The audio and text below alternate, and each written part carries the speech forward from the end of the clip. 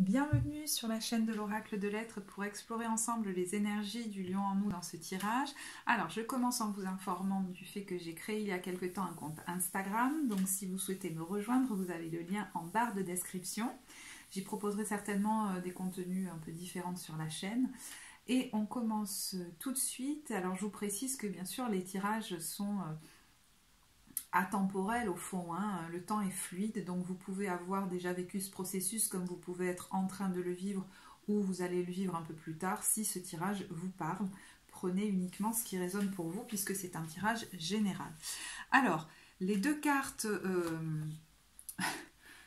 de synthèse, on va dire, hein, sont déjà assez puissantes puisqu'on a la carte du pouvoir et de la montagne sacrée. Il y a comme une vocation chez vous au milieu de ces temps perturbés, à être comme un phare dans la nuit, auprès duquel les gens peuvent venir comme s'abreuver, ou je sais pas, récupérer de l'espoir, de la joie. Et c'est comme si en vous, cette source était comme continue. Il y a comme une grande vitalité en vous pour faire ça, parce que l'énergie vous vient de plus haut, quoi. Hein, je ne sais pas comment vous expliquer, hein, du divin, alors mettez-y le mot que vous voulez. Mais il y a l'idée de contribuer auprès de la communauté, en fait, presque, je vous dis, à travers une vocation ou une passion, pour redonner de l'espoir et de la joie aux gens dans ces temps de transition. Voilà, ça commence fort. Alors, la maison qui va être la plus activée dans votre thème natal pendant cette période, c'est la maison 4, celle des racines, du passé. Alors, je ne suis pas spécialiste de l'astrologie, mais on parle aussi de la famille. Certains relient ça à la figure paternelle, d'autres à la figure maternelle. Alors, on va voir au fur et à mesure du tirage. Il y a peut-être un lien là avec vos ancêtres. Hein. Alors, au niveau de l'énergie générale de ce tirage, on a la magnifique carte de la Lune. On a quelqu'un là, j'ai l'impression, qui dit oui. Un grand oui à l'univers, j'accepte d'être dans un agent d'aide divine en fait dans ce monde. Alors ça paraît très pompeux comme terme, mais comment vous dire, quand on a cette carte dans les messages de lumière, je ne sais pas trop comment le traduire autrement, on a tous de toute façon une capacité à être un agent d'aide divine sur cette terre. Par le travail que je fais pour l'élévation de mon être, je permets d'apporter la lumière sur le monde. Une aide divine nous est apportée afin d'implanter l'amour sur Terre. Je dirige positivement l'énergie consciente de mes pensées dans le but de participer à cette magnifique entraide de paix pour un monde meilleur. Alors, suivant où vous en êtes dans le processus, vous pourriez être en train pour le moment de vous demander « mais quel sens donner à ma vie pour que je puisse contribuer, servir dans cette période de changement ?» Alors, qu'est-ce que vous laissez derrière vous, hein? Dans le passé, plus ou moins récent, vous avez été peut-être très investi dans votre vie, mais j'allais dire très concrète, du quotidien, votre vie professionnelle, votre vie matérielle. Avec le roi de bâton, on a l'idée de laisser derrière soi une posture comme si beaucoup de choses reposaient sur vos épaules. Ça peut être la carte du chef d'entreprise aussi, donc vous avez pu être très investi dans un projet professionnel que vous avez lancé, l'amener jusqu'à un plein épanouissement.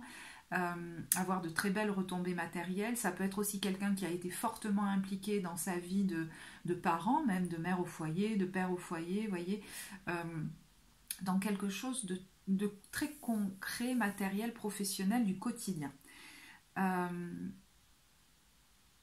Mais j'ai l'impression qu'il y a quelque chose qui s'est arrêté. Alors, il y a plus ou moins longtemps, on va dire, ça peut être depuis un mois comme ça peut être depuis 2 ans, quelque chose s'est terminé, soit de votre propre chef, soit que la vie vous a imposé. Ça peut être le fait, par exemple, hein, de décider de partir à la retraite et donc qu'un pan de votre vie s'arrête. Choisir de quitter un travail ou devoir mettre comme la clé sous la porte, vivre un deuil ou une séparation qui fait qu'un pan de votre vie s'arrête et va donner naissance à quelque chose d'autre. C'est comme de l'ordre du destin. En fait, c'était comme décidé, nécessaire pour que vous passiez à cette phase de votre vie où vous développez quelque chose, j'allais dire, d'une énergie beaucoup plus féminine. On va voir comment. Beaucoup plus même spirituel ou solidaire, humanitaire, humaniste. Je ne sais pas quel mot, solidaire. Je ne sais pas ce qui vous parlera le plus. Vous pourriez du coup chercher un sens à donner à votre vie, sans trop savoir vers où aller, même si j'ai l'impression que, bon, intuitivement, vous savez déjà un petit peu vers où vous souhaitez aller, mais c'est comme si vous ne vous donniez pas la pleine autorisation pour l'instant. Ce qui va vous aider dans cette période, c'est la reine d'épée. Alors, vous pouvez être actuellement divorcé, célibataire, ou alors veuf ou veuve, je ne sais pas, mais vivre ça plutôt bien parce que j'ai l'impression que ça vous régénère. Il y a l'idée de laisser ou d'avoir laissé derrière vous une relation, alors que ce soit vous ou l'autre personne qui ait cessé la relation, ou que quelqu'un, voilà, votre partenaire soit décédé ou quelque chose comme ça. Et en fait, vous vous rendez compte que cette relation était devenue profondément comme toxique pour vous parce que vous y perdiez comme un élan vital. Vraiment, c'est comme si l'énergie de vous s'amenuisait, vous la perdiez. Et en fait, pendant que vous étiez là-dedans, vous ne pouviez pas rentrer dans ce chemin, j'allais dire presque vocationnel, hein, on va le voir. Donc c'est comme tout bénéf pour vous, vous récupérez de l'énergie. Votre force, c'est celle de l'empereur à l'envers, de vous lancer dans un projet, on va dire, de manière très générale, dans lequel vous allez mettre votre puissance au service comme des plus démunis ou des gens qui sont comme dans le désespoir face à l'avenir. Il y a l'idée, au jour d'aujourd'hui, que votre puissance n'est pas mise au service de vos gains personnels ou de la construction comme d'un empire matériel ou financier ou je ne sais quoi, voyez. Mais il y a quelque chose de beaucoup plus, comment dire, humanitaire presque. Votre challenge là-dedans, c'est de renouer ou de vous découvrir une passion ou une vocation. Alors, peut-être que vous l'avez déjà commencé jusque-là, mais de manière un petit peu, vous voyez, à moitié cachée. Vous le faites comme à moitié, mais pas complètement. Et l'idée, c'est, avec ce roi d'épée, de faire cesser comme les petites voix qui vous empêchent de reconnaître votre puissance intuitive. Il y a l'idée chez vous d'avoir une connaissance intuitive forte, mais c'est comme si vous ne vous la reconnaissiez pas. Et du coup, vous y allez, mais alors... comme à tout petit pas, vous ne vous autorisez pas complètement à incarner la papesse en vous, que vous soyez un homme ou une femme. Vous voyez, cette figure comme ça, d'autorité, où la puissance est très féminine, c'est-à-dire, encore une fois, je mets mon autorité, ma puissance au service de ceux qui en ont besoin.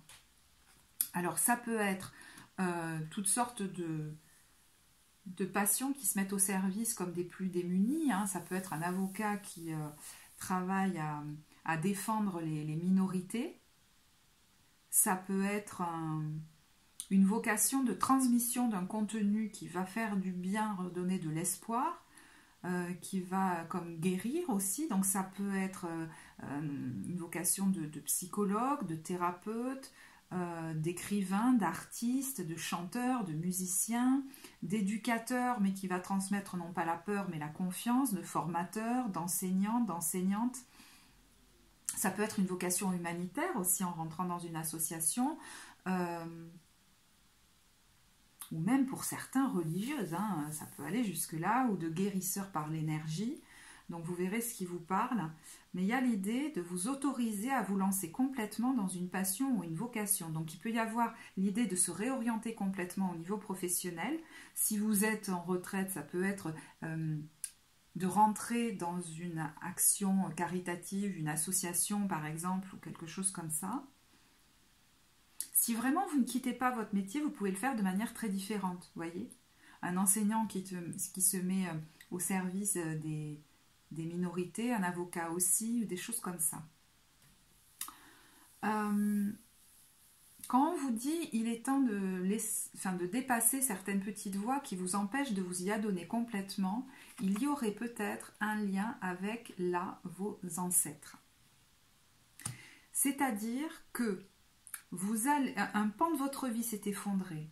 Peut-être que vous avez quitté, vous êtes sorti d'une relation toxique là, qui vous embrumait comme le cerveau, j'en sais trop rien, et vous renouez avec des compétences qu'avaient vos ancêtres, certaines personnes de votre lignée, peut-être de votre lignée alors maternelle, qui avait par exemple des compétences de guérisseur, de guérisseuse, de conteur, de conteuse, etc., etc.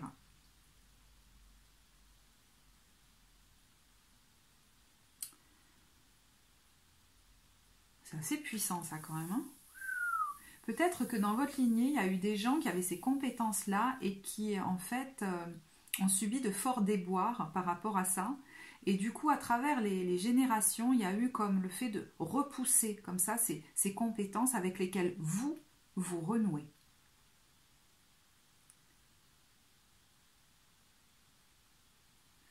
Alors, dans le futur proche, ça nous amène à quoi ça? Alors, ça peut être le fait de vous lancer complètement justement dans cette passion et du coup de vivre vraiment un soulagement. Il y a l'idée que vos énergies vont être beaucoup moins lourdes, vous allez vous sentir beaucoup plus heureux, beaucoup plus heureuse. De rentrer peut-être dans un collectif, une association, une communauté dans laquelle on va servir, je vous dis, des gens qui en ont besoin, qui ont besoin de retrouver de l'espoir, de la joie et qui viennent s'abreuver comme à votre source, mais qui est comme intarissable, hein, parce que l'énergie vient de plus haut. Donc ça peut être ça peut être le fait que vous allez faire un voyage sur des terres peut-être ancestrales et que vous y allez y trouver énergétiquement quelque chose de super puissant.